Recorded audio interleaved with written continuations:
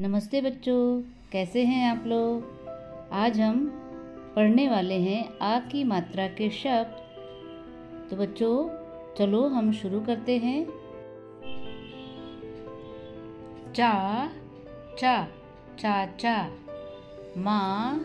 ला माला, ता ला ताला, छा ता छाता, ग म ला गमला, पा ल क पालक, गा ना गाना, रा जा राजा, ना ना नाना, त ब ला तबला, रा धा राधा, का न कान, हाथ हाथ, म ट का मटका, अचार अचार,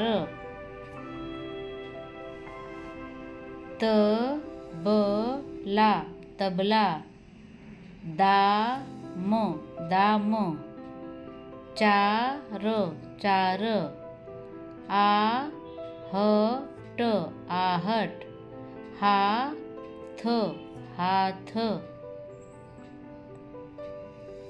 राम राम, गाजर गाजर, बादल बादल, मटका मटका, गाय गाय, बाजा बाजा, माता माता, पान पान, जहाज जहाज, ताजा ताजा।